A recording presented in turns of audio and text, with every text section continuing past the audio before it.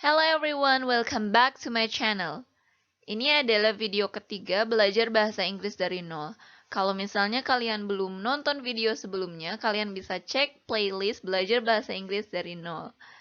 Oke, kali ini kita akan mempelajari rumus grammar yang mana kalau misalnya kalian tahu grammar ini, kalian akan bisa ngomong atau membuat kalimat bahasa Inggris sesuai dengan aturan yang akhirnya kalian kalau ngobrol pakai bahasa Inggris bisa nyambung. Tapi sebelum itu, jangan lupa untuk subscribe dan klik loncengnya agar kalian tidak ketinggalan video postingan selanjutnya dari Butterfly English. Are you ready? Apa kamu siap? Nah, teman-teman, kali ini kita akan bahas masalah tenses. Tenses itu berasal dari kata tense. Ya, jamaknya tenses. Tense itu artinya waktu atau masa.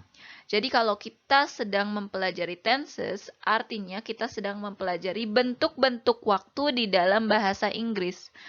Nah, tenses itu ada 16 ya.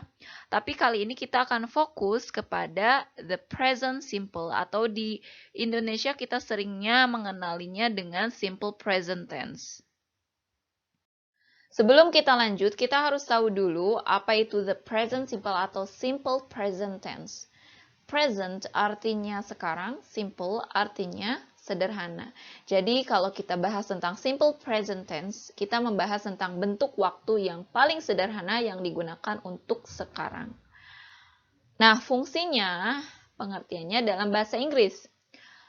It is used to make simple statements of fact, to talk about things that happen repeatedly, and to describe things that are always true. Artinya, digunakan untuk membuat pernyataan sederhana berupa fakta untuk berbicara tentang hal-hal yang terjadi berulang kali, yaitu seperti halnya kebiasaan kita, dan untuk menggambarkan hal-hal yang selalu benar. Nah, ini biasanya general truth atau kebenaran yang umum. Bisa difahami ya sampai situ. Di video yang terpisah sebelumnya, saya sudah jelaskan tentang be present simple. Ya, jadi silakan kalian cek saja di playlist Butterfly English. Untuk kali ini saya akan bahas secara singkat, hanya sekedar mengulang. Ya, jadi be present simple ini merupakan kalimat yang mana dia tidak menggunakan kata kerja atau kata kerjanya itu berupa verb be. Atau kalian sering dengarnya to be. Ya, to be. Jadi be ini merupakan auxiliary verb atau kata kerja bantu. Ya, tergantung pada subjeknya, kata kerja bantu ini akan berubah menjadi am, are, is. Nah, contohnya di sini ada I'm happy, aku bahagia. Karena happy di sini merupakan kata sifat, ya jadi setelah subjek kata sifat maka tidak bisa langsung. Misalnya contohnya I happy itu nggak bisa. Jadi harus pakai to be atau kata kerja bantu, yaitu to be-nya am. Ya, disingkat ini merupakan singkatan jadi I'm happy, aku bahagia. I'm a student. Aku seorang murid. Nah, di video sebelumnya juga saya sudah bahas tentang artikel ya untuk penggunaan an, dan the. Silahkan cek juga. I'm at home. Aku berada di rumah. Nah, semua kalimat ini merupakan kalimat nominal, yaitu kalimat yang tidak menggunakan kata kerja atau setelah subjeknya itu diikutinya bukan oleh kata kerja. Makanya dia disebut kalimat nominal. Nah, di video kali ini kita akan fokus pada verbal sentence atau kalimat verbal, di mana setelah subjek langsung diikuti oleh kata kerja atau verb, ya. Contohnya di sini ada, for examples, I eat lunch at noon every day. Nah, eat yang ditandai merah itu merupakan kata kerja. Saya atau aku makan siang di tengah hari setiap harinya. Contoh lainnya, for example, she eats lunch at 2 p.m. every day. Dia makan siang pada jam 2 siang setiap harinya. Nah, coba kalian perhatikan. Dari kalimat satu dan kedua itu ada perbedaannya atau tidak? Ada ya. Di kalimat pertama, eat di situ tidak ada tambahan s. Sedangkan kalimat kedua ada tambahan s, ya. Kenapa? Kita lihat. Ya, jika subjeknya I, you, we, they, I itu saya atau aku, you kamu atau kalian, we kita atau kami, they artinya mereka. Maka jika subjeknya di antara yang ini, maka kata kerjanya tidak menggunakan tambahan s. Sedangkan jika subjeknya berupa she, he, it, she untuk dia perempuan, he untuk dia laki-laki, dan it untuk dia berupa benda atau selain manusia, baik itu binatang, benda-benda mati, ya, pohon-pohon, itu pakainya it.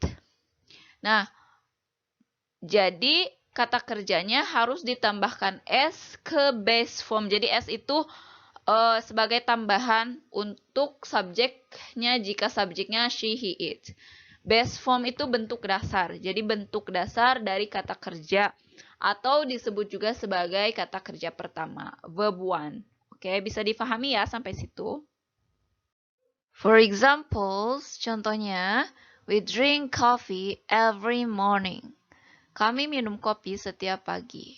Nah, drink di sini tidak pakai s karena subjeknya we. You start work at 8 a.m. Kamu mulai bekerja jam 8 pagi. Nah, kalian pasti penasaran kan, start sama work kok bisa bareng-bareng? Kan itu kata kerja. Oh, work di sini merupakan kata benda. Jadi ada dua fungsi, ada kata kerja, ada kata benda.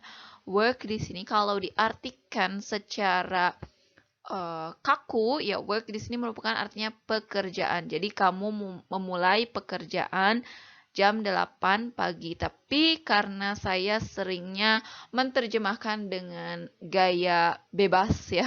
Jadi artinya kamu mulai bekerja jam 8 pagi, oke? They leave work at 5 p.m. Mereka pulang kerja pada jam 5 sore. Ini juga sama ya, karena subjeknya merupakan we, you, they, maka kata kerjanya tidak pakai tambahan s. Bisa dipahami? She drinks coffee every morning. Dia minum kopi setiap pagi. Drinks pakai s karena subjeknya she. Bisa dipahami? He starts work at 9 a.m. Dia mulai bekerja pada jam 9 pagi. Andy leaves work at 7 p.m. Andy pulang kerja jam 7 malam. Selanjutnya, kalian juga perhatikan pada kalimat terakhir itu ada kata everyday. Nah, di sini everyday merupakan time expression, yaitu keterangan waktu. Ya, keterangan waktu pada present simple biasanya menggunakan adverbs of frequency, yaitu kata keterangan frekuensi. Contoh adverbs of frequency yang sering digunakan dalam present simple itu di sini ada always, selalu, often. Atau kalian juga bisa mengucapkannya sebagai often, ya, tapi biasanya native speaker itu bilangnya often, sering. Usually, biasanya. Sometimes, kadang-kadang. Seldom, jarang. Never, tidak pernah. 3 days a week, 3 hari per minggu. Twice a month, 2 kali sebulan. 8 hours a day, 8 jam per hari. Every day, setiap hari. Every month, setiap bulan. 3 times a week, 3 kali seminggu. Nah, ini adalah sebagian contoh dari adverb of frequency yang sering digunakan di dalam present simple. Nah, contoh penggunaannya dalam kalimat present simple, di sini ada, for example, contohnya, I always come on time. Saya selalu datang tepat waktu. She never cries in front of us. Dia tidak pernah menangis di depan kita. She gets the salary every month. Dia mendapat gajinya setiap bulan. Many people work 8 hours a day. Banyak orang bekerja 8 jam sehari. Untuk rumus kalimat positif atau positive sentence, yaitu sangat sederhana sekali, yaitu subjek ditambah verb one atau kata kerja pertama, ditambah complement atau pelengkap. Di sini ada subjeknya berupa I, you, we, they, ya. Kata kerjanya eat. Komplementnya, pelengkapnya lunch at 2 p.m. every day. Untuk subjeknya yang she, he, it, berarti tambahkan s setelah kata kerja, jadi eats. She eats lunch at 2 p.m. every day. Bisa dipahami ya? Selain ada tambahan s, ada juga yang akhirannya es ya. Dengan kata kerja biasanya di sini ada kata kerja yang berakhiran dengan sh, ch, o, ss, x dan z. Contohnya di sini I go, akhirannya o di belakangnya ya. I go to bed. Aku pergi tidur. Nah, I go to bed, kalau misalnya subjeknya she, he, it, berarti diubah. Kata kerjanya ditambahkannya bukan lagi s, tetapi es. Jadi, she goes to bed. Bisa dipahami ya? Contoh lainnya, I finish work. I finish work. Kalau misalnya subjeknya she atau he, berarti tambahannya es, bukan s lagi. Ya, he finishes work. I cross the road. Jadinya she crosses the road. Jadi pakainya es, bukan s. Bisa difahami? Contoh lainnya, I fix cars. He fixes cars. Their phones buzz all day. His phone buzzes all day. Nah, jadi ada perbedaannya. Kalau misalnya ada kata kerja yang berakhiran sh, ch, o, ss, x, dan z, berarti pakainya es. Bisa dipahami? Oke, selain itu ada juga yang akhirannya ies. Ya, kalau misalnya ada kata kerja diakhiri dengan konsonan dan y, ya ditambahkan dengan y, maka tambahannya atau gantinya menjadi yes, ya.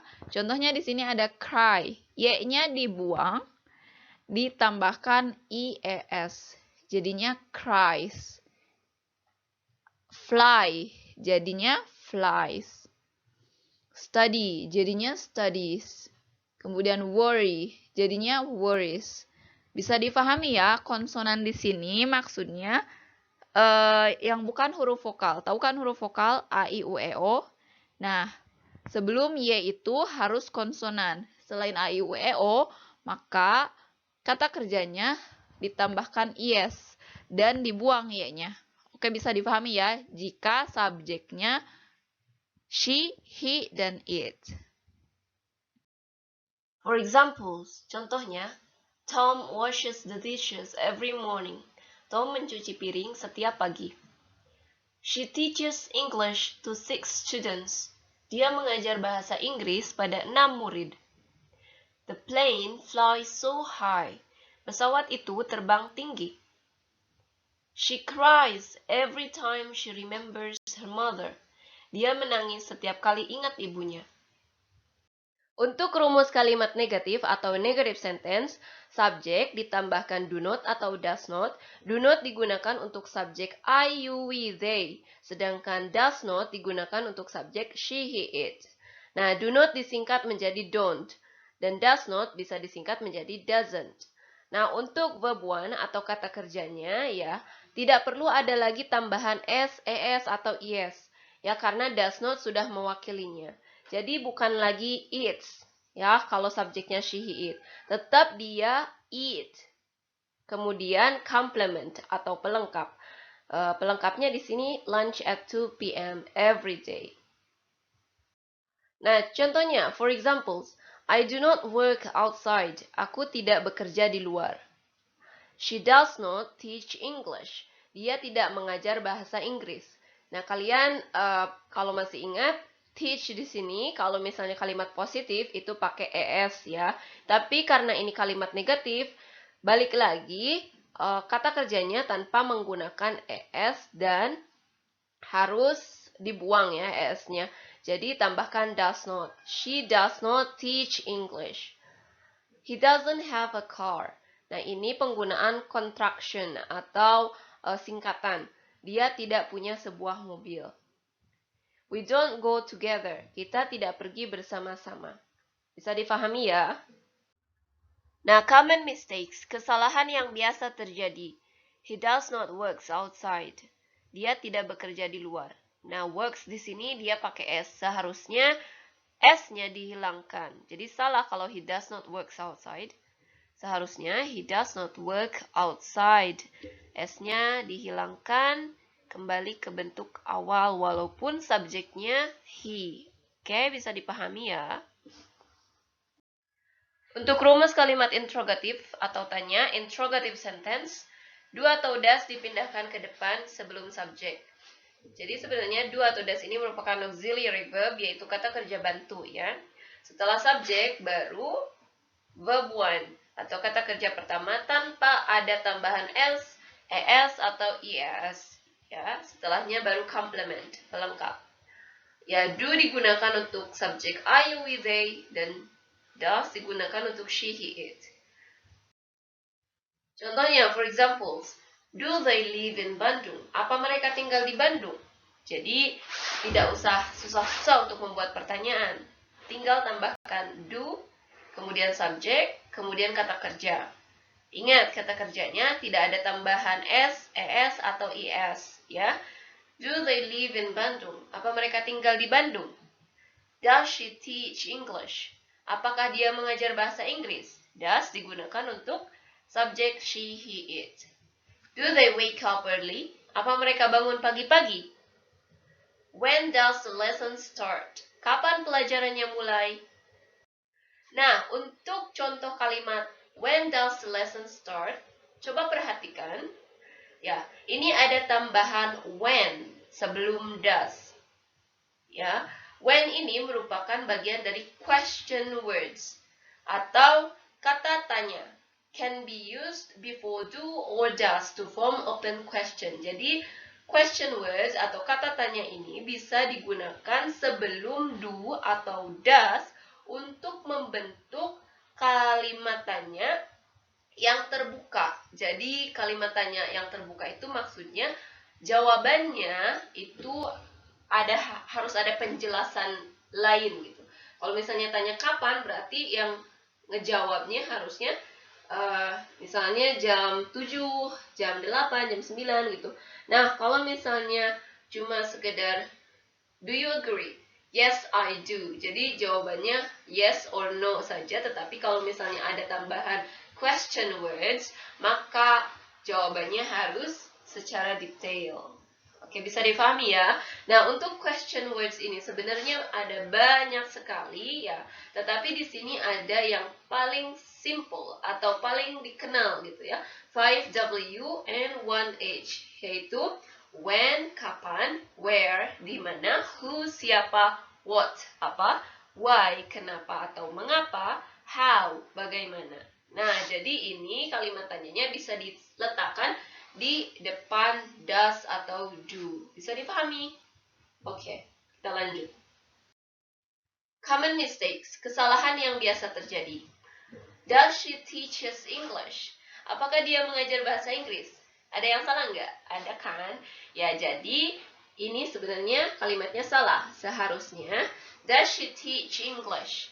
Apakah dia mengajar bahasa Inggris? Jadi, teach-nya tidak perlu lagi ada tambahan s, es, atau es. Nah, ini baru benar. Nah, karena kalian sudah mempelajari the present simple, jadi tidak ada lagi salah-salah membuat kalimat ya. Kalau misalnya membuat kalimat aku pergi ke sekolah setiap hari, jadi jangan pakai am.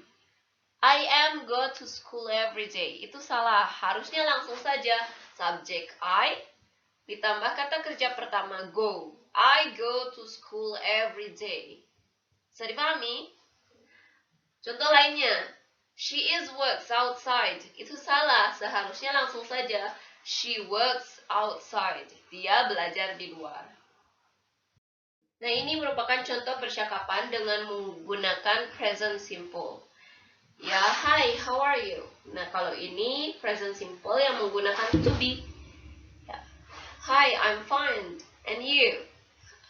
Kemudian I'm good. Where do you come from? Nah, kalau where do you come from, ini rumusnya yang kita bahas hari ini. Where do you come from? Where do you come from?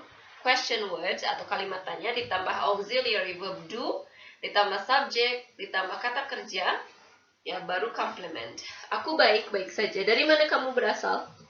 I come from Bandung. Nah, ini kalimat positifnya. Subjek langsung kata kerja sama complement, pelengkap. I come from Bandung. Aku berasal dari Bandung. Do you know English? Apa kamu mengerti bahasa Inggris? Ya. Yes, I do jawabannya. Cukup yes, I do. Kalau nggak ngerti jawabannya no, I don't. Itu aja ya, jelas. What do you like to eat? Kamu suka makan apa? Jadi, what, question words, tambah auxiliary verb do, tambah subject, tambah verb one, kata kerja pertama. What do you like to eat? Kamu suka makan apa? I like to eat potato chips. Aku suka makan keripik kentang. Do you like to go hiking? Apa kamu suka naik gunung? No, I don't. Tidak. I don't want to tire myself by hiking. Aku tidak suka bikin diri sendiri capek dengan naik gunung. Nah, kalau ini contoh paragraf dengan menggunakan present simple. Kalau misalnya kalian pengen bikin cerita singkat ya untuk anak-anak sekolah, biasanya sekolah SD, SMP, nah ini bisa digunakan. The book is in the library. Jody goes to the library. She wants to borrow it. She uses her card to check it out. She takes the book back home. She sits on the couch. She reads the first page. It is good. She reads 20 more pages. It is not that good anymore. Jody returns the book. Nah, itu ya pembahasan present simple kali ini. Semoga bermanfaat. Jangan lupa untuk like dan komen, juga subscribe. Thank you for watching.